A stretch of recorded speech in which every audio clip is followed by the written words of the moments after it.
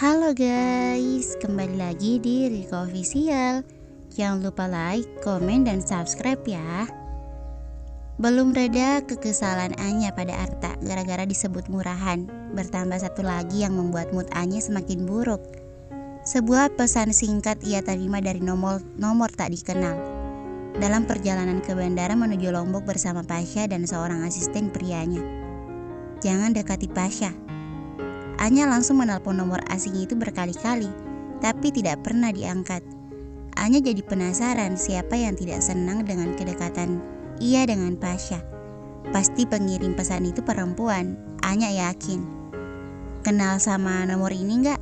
Tanya Anya pada Pasha saat mereka dalam perjalanan menuju bandara. Pasha memilih mengalihkan perhatiannya dari ponselnya, padahal ia sedang berkomunikasi dengan rekan bisnisnya. Mana sayang? Ini, Anya memperlihatkan nomor sekaligus pesan singkat misterius itu pada Pasha. Nggak tahu, jawab Pasha dengan kening berkerut. Pasti aku lagi diteror sama salah satu penggemar kamu deh. Pasha tertawa. Resiko dekat sama pria ganteng, katanya bercanda sambil jemari tangannya mengusap lembut pipi Anya. Kepedean deh kamu. Anya mencubiti pinggang Pasha dengan gemas. Pasha lalu menangkap tangannya, mengecupnya lama. Udah gak usah digubris, katanya sambil menatap Anya lekat-lekat. Abaikan saja, ada sesuatu yang lebih penting. Tambahnya tiba-tiba dengan tatapan yang langsung membuat Anya berdebar-debar. Apa yang lebih penting? Aku sebenarnya punya kejutan buat kamu, jawabnya sambil meremas tangan Anya dengan lembut. Kejutan apa? Kalau sudah sampai Lombok, kamu juga akan tahu. Anya sebenarnya tidak terlalu senang dengan yang namanya kejutan. Ia sebenarnya paranoid dengan kejutan, karena ia pernah mendapat beberapa kejutan tidak menyenangkan sebelumnya, seperti kejutan ditinggal pergi ibunya secara mendadak, kejutan 2 kali ditikung oleh orang yang pernah ia sayangi, hingga kejutan ayahnya mendadak menikahi seorang perempuan yang sangat Anya benci. Anya harap kejutan dari Pasha adalah kejutan yang manis, seperti kejutan dilamar di salah satu tempat romantis di Lombok misalnya. Bip, ada SMS masuk lagi ke ponsel Anya saat ia dan Pasha sedang boarding pass dari nomor yang sama. Jangan dekati Pasha atau kamu akan menyesal. Gila, Anya mendengus kesal. Ini benar-benar SMS teror. Anya membalas dengan cepat. Siapa sih lo? Mau lo apa? Dan SMS-nya dibalas dengan cepat dan keras. Jangan dekati Pasha. Sialan. Anya mengerang kesal. Pasha yang melihatnya tampak uring-uringan lantas menggandengnya. Kamu kelihatan gelisah, kenapa? Aku dapat SMS teror itu lagi. Matikan saja ponsel kamu, saran Pasha. Oke. Anya menurut dan mematikan ponselnya. Tapi sebenarnya tetap tidak mengakhiri kekesalannya. Anya benar-benar penasaran dengan pengirim SMS teror itu. Sampai di Bandar Udara Internasional Lombok, mereka dijemput mobil menuju ke sebuah resort di Senggigi, Lombok. Sampai di resort, Anya sempat berkeliling resort dengan Pasha, bergandengan tangan, menikmati pemandangan indah di sekitar resort. Bagian terbaiknya adalah saat Anya menemukan area infinity pool yang selain memperlihatkan keindahan lautnya, juga ada penampakan pemandangan Gunung Agung. Menurut Pasha, saat sunset pemandangan di infinity pool yang akan terlihat lebih indah. Anya jadi tidak sabar ingin segera berenang di infinity poolnya. Anya sudah membeli baju renang baru kemarin, baju renang dengan model one piece yang sepertinya aman untuk menyembunyikan sedikit lemak di pinggangnya.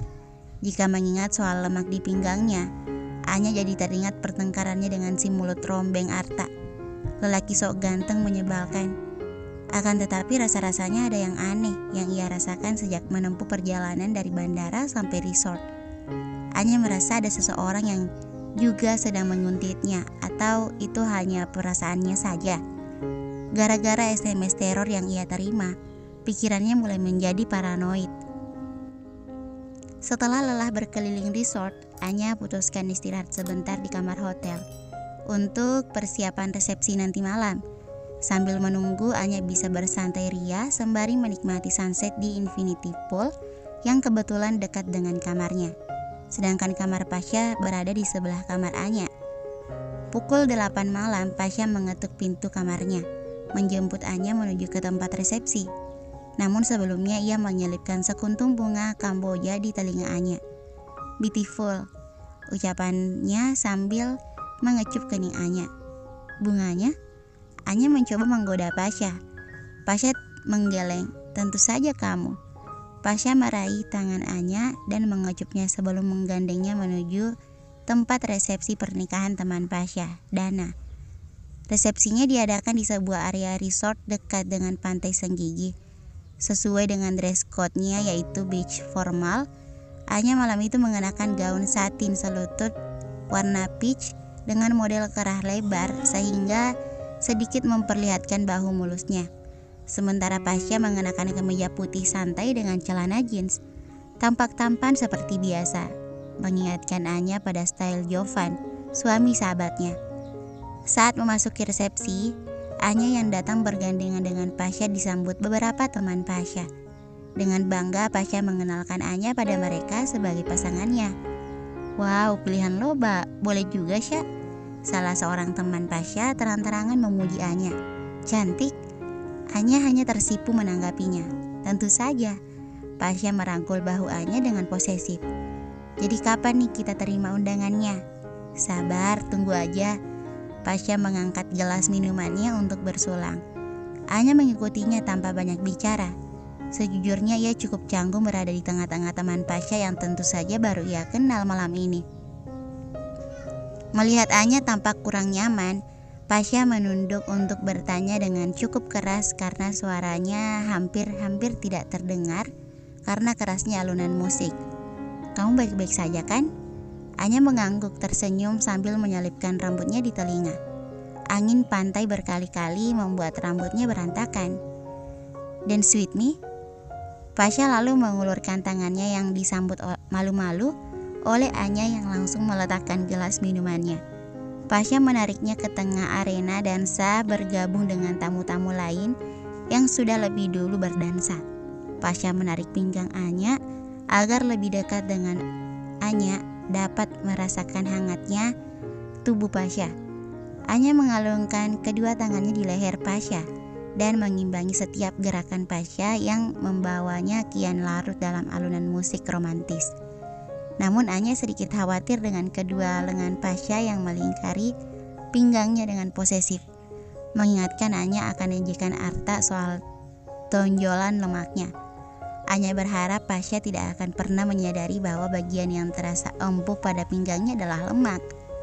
Dalam kekhawatiran yang berlebihan, Anya merasakan Pasha menempelkan kening di keningnya, membuat Anya makin jelas merasakan hembusan napas beraroma mint Pasha di wajahnya hingga Anya dapat melupakan rasa takutnya sejenak. "Hei, ingat gak sebelum kemari aku bilang soal kejutan buat kamu?" bisiknya tiba-tiba. "Ingat? Setelah resepsi akan aku tunjukkan," katanya bersamaan dengan ponsel di saku kemejanya yang tiba-tiba saja berdering, memisahkan jarak keduanya yang tadinya menempel bagai perangko dan amplopnya. "Sorry, ada rekan bisnis. Sepertinya penting." Pasha memilih pergi ke tempat lain untuk mengangkat teleponnya. Anya sedikit kecewa sebenarnya. Sekarang ia jadi kikuk di tengah resepsi, berharap Pasha tidak lama meninggalkannya sendirian. Udara dingin di pantai dan akibat minum 3 gelas lemon squash membuat Anya bergegas mencari toilet. Sambil berjalan cepat menuju toilet, Anya mengirim pesan pada Pasha agar tidak kehilangan jejaknya karena ia harus ke toilet terdekat yang ternyata lumayan jauh dan sempat membuatnya tersesat. Tapi saat menuju toilet yang sudah di depan mata, ia melihat seseorang yang sangat ia kenal baru keluar dari toilet dengan wajah terkejut dan langsung pucat pasi karena tertangkap basah olehnya. "Lo?" Sosok yang tadinya berusaha menutupi wajahnya dengan kerah bajunya akhirnya hanya bisa meringis pasrah di depan Anya. "Astaga, ngapain lo di sini? Jangan bilang lo nggak sengaja. Lo jelas-jelas nguntit gue." "Sorry Nya, gue bisa jelaskan."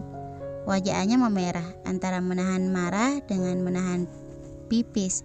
Jangan pergi dulu loh, tetap tunggu di sini. Gue mau pipis dulu. Awas ya, kalau lo pergi, lo harus beri penjelasan kenapa lo ada di sini. Anya masuk ke toilet dengan gusar. Oke? Arta mendesah pasrah, terpaksa harus menunggu atau Anya tidak akan pernah menerima apalagi memaafkan perbuatannya. Setelah selesai buang air kecil, Anya menarik Arta ke tempat yang tidak akan terlihat oleh orang banyak, di dekat pohon yang cukup besar untuk menyembunyikan mereka berdua. Sekarang gue mau tahu kenapa lo bisa ada di sini. Anya memukul punggung Arta dengan tas cangklongnya berkali-kali hingga Arta meringis kesakitan. Arta tidak langsung menjawab, seolah-olah sedang menimbang-nimbang apakah ia akan menjawab atau tidak. Percuma berbohong, Anya tidak akan percaya semudah itu. Tapi jika ia beritahu yang sebenarnya, Anya pasti bakal mengamuk. Arta bagai mendapat buah simalakama jadinya. Kenapa diam? Oke, gue ngaku, gue emang nguntit lo sampai ke Lombok karena gue khawatir sama lo. Anya tertawa sinis, menertawakan alasan Arta yang menurutnya tidak masuk akal. Kelakuan Arta jelas seperti kelakuan penguntit yang sakit jiwa, membuat Anya jadi teringat SMS teror yang ia terima sejak pagi. Jangan-jangan lo juga yang teror gue dengan SMS? Tukas Arta dengan keras. Arta buru-buru menjelangkan kedua tangannya. Bukan gue, sumpah. Gue gak pernah SMS lo. Terus siapa kalau bukan lo? Anya terus mencecar Arta dengan tuduhannya. Mana gue lihat. Anya menunjukkan SMS dari nomor tak dikenal pada Arta. Lelaki itu langsung mengerutkan dahinya. Apa jangan-jangan dari Kak Rahma? Ceplos Arta yang akhirnya ia sesali. Mata besar Anya langsung terbelalak lebar. Terkejut bukan main dengan nama yang barusan saja disebut oleh Arta. Rahma, ibu tirinya. Seseorang yang sejak dulu tidak pernah senang melihatnya bahagia. Apa? Anya mendadak mencengkeram ke arah Arta kuat-kuat. Ekspresinya jadi lebih mirip singa betina yang lapar saat mendengar Arta menyebut nama istri ayahnya. Lo pasti udah sekongkol lama ya sama Rahma. Gue tahu sekarang. Anya berteriak tepat di depan wajah Arta. Makanya lo selalu sinis setiap kali gue sama Pasha. Bukan gitu, ini gak seperti yang lo pikirkan ya. Arta mencicit ketakutan makin disudutkan oleh Anya. Anya melepaskan cengkeraman tangannya pada kerah kemeja floral Arta yang telah kusut olehnya. Tapi aura kemarahannya masih sangat besar.